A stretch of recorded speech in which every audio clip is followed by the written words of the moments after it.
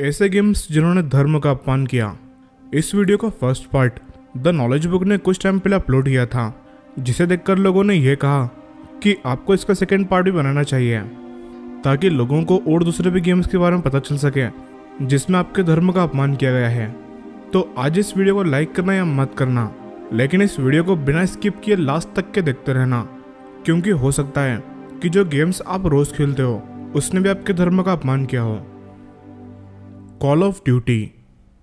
Call of duty का नाम सुनकर हम में से बहुत से लोगों को बुरा लगा होगा, क्योंकि ये गेम इतना ज़्यादा पॉपुलर है कि इसके पीसी और प्लेस्टेशन कंसोल्स के लिए कई गेम रिलीज हो चुके हैं और मोबाइल के लिए प्ले स्टोर पर भी इसके 100 मिलियन से भी ज़्यादा डाउनलोड हो चुके हैं। लेकिन शायद आपको ये बात जानकर बहुत ही गुस्सा आएगा कि कॉल ऑफ ड्यूटी ने इस्लाम धर्म का बहुत ही अपमान किया है, वो भी एक दो बार नहीं बल्कि कई बार। जैसे कि द नॉलेज बुक की एक पुरानी वीडियो में हमने आपको बताया था कि कैसे कॉल ऑफ ड्यूटी ने अपने मॉडर्न वॉरफेयर 2 गेम में इस्लाम धर्म का अपमान किया है। इसने इस्लाम की पाक किताब कुरान शरीफ की आयतों को यानी कि लाइंस को बाथरूम में टॉयलेट सीट के ऊपर लगाया हुआ है, जो कि बहुत ही गुस्सा दिलाने वाली बात है, क्योंकि किसी भी धर्म में टॉयलेट को पवित्र नहीं माना जाता। और अगर इस जगह पर किसी भी धर्म ग्रंथ की लाइनें लिखी जाएंगी तो उस धर्म के मानने वालों को बहुत ही ठेस पहुंचेगी। हो सकता है कि आप में से बहुत से लोग ये सोचें कि हो सकता है ये गलती से हो गया हो, लेकिन गलती एक या दो बार होती है। अब जरा ये देखिए।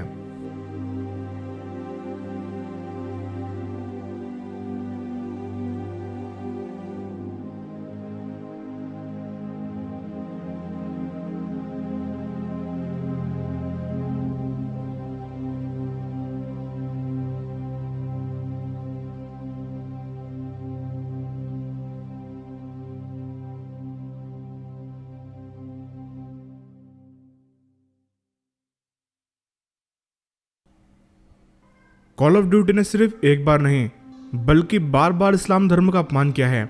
इस नज़ारे को देखकर बहुत से लोगों का खून खोल उठेगा, क्योंकि जैसे कि इस वीडियो में देखा जा सकता है कि call of duty black ops 2 में अल्लाह के पाक नाम को गटर में लिखा हुआ दिखाया गया है, जो कि बहुत ही शर्मनाक हरकत है। लेकिन जब ये सब करके भी कॉल ऑफ ड्यूटी का दिल नहीं भरा, तब उन्होंने अपने मोबाइल वर्जन में भी जगह जगह पर इस्लाम धर्म का मजाक उड़ाया।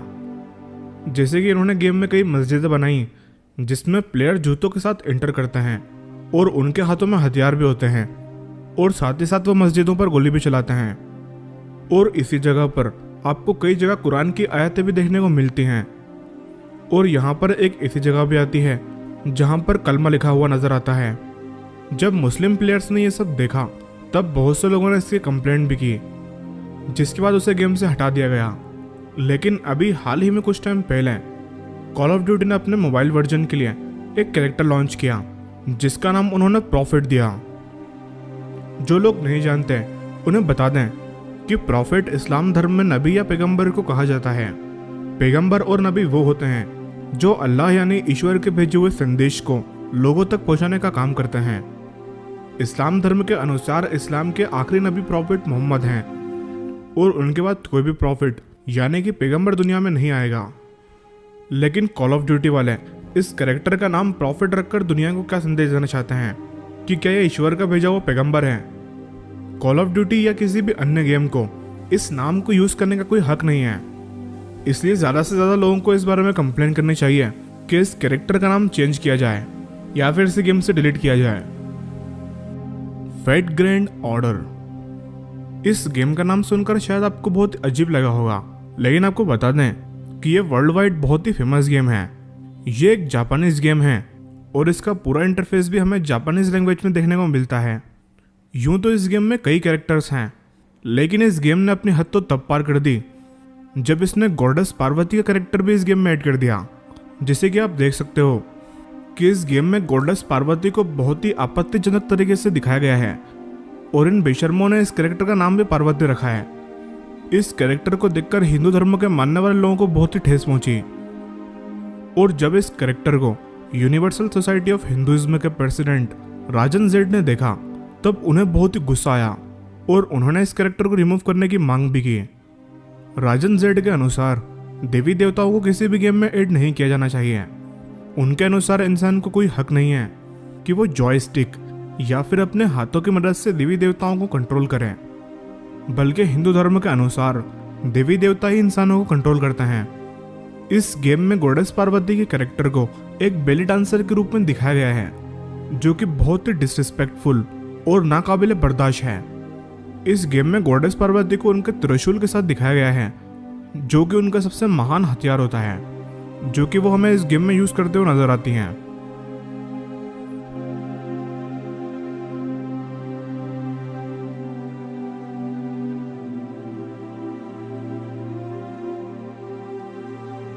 Prince of Persia. Prince of Persia game को अगर वीडियो गेम्स के सबसे पुराने गेम्स में से एक कहा जाए तो ये गलत नहीं होगा, क्योंकि इस सीरीज का पहला गेम 1989 में रिलीज किया गया था। प्रिंस ऑफ पर्शिया का मतलब होता है ईरान का राजकुमार, और इस गेम में दिखाया गया कैरेक्टर मुस्लिम को रिप्रेजेंट करता है। यूं तो इस गेम में कई जगहों पर इस्लाम की बेइज्जती भी की गई है, लेकिन इसमें सबसे इंसल्टिंग चीज ये है कि इसमें प्रॉफेट मोहम्मद की एक हदीस यानी कि उनकी कही हुई बात को तलवार पर लिखा गया है। प्रॉफेट मोहम्मद ने यह कहा था कि मेरी शिक्षाओं को दूसरों तक फैलाओ, और यही वर्ड्स इन्होंने अरबी लैंग्वेज में इस तलवार पर लिखे हुए हैं, जो कि बहुत ही आपत्तिजनक है। प्रिंस को इस गेम में मुस्लिम दिखाया गया है, तो इसकी तलवार पर इतनी पाक हदीस को लिखने का मतलब क्या हो सकता है? और वो हदीस जिसमें बताया गया है कि मेरी शिक्षा को फैलाओ। तो क्या ये गेम डेवलपर्स से दिखाना चाह रहे हैं कि इस्लाम धर्म तलवार के दम पर लोगों को मार पीट कर फैलाया गया है? Free fire. फ्री फायर का नाम सुनकर शायद आपको गुस्सा आया होगा कि फ्री फायर इस लिस्ट में क्यों है, क्योंकि ये हम में से बहुत से लोगों का फेवरेट गेम है। लेकिन आपको बता दें कि फ्री फायर ने भी आपके धर्म का अपमान किया है, और सिर्फ एक नहीं बल्कि 2 धर्मों का।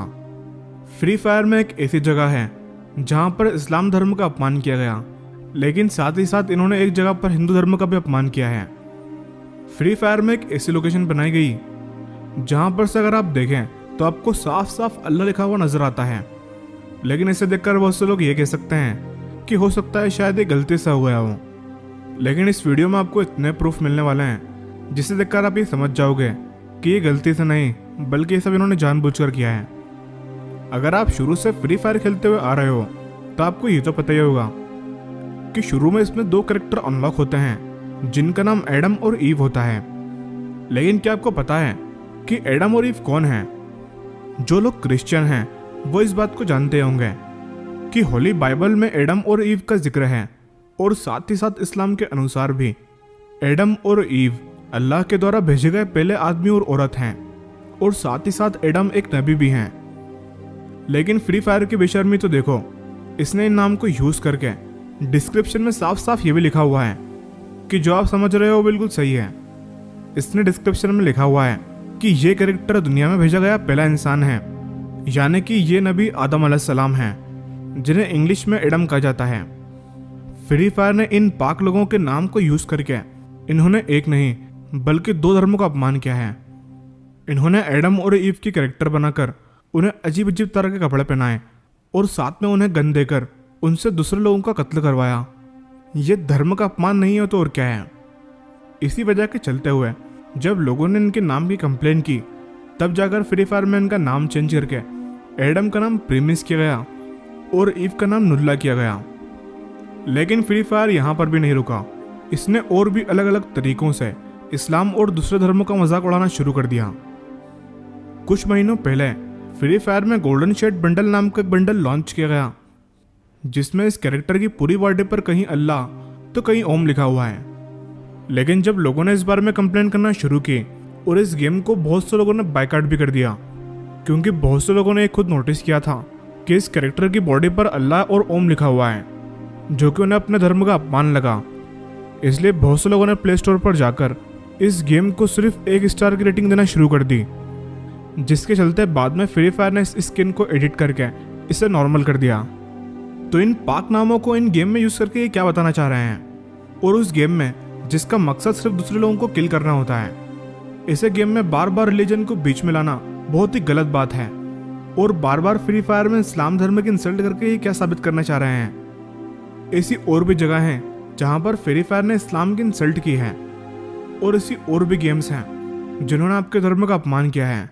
जिसे द नॉलेज बुक आप तक जल्द से जल्द पहुंचाने की कोशिश करेगा। इसलिए इस वीडियो को ज़्यादा से ज़्यादा शेयर करना ताकि सभी लोगों तक ये जानकारी पहुंच जाए। और अगर आप इसके आगे का पार्ट देखना चाहते हो तो हमें नीचे कमेंट करके ज़रूर बताना।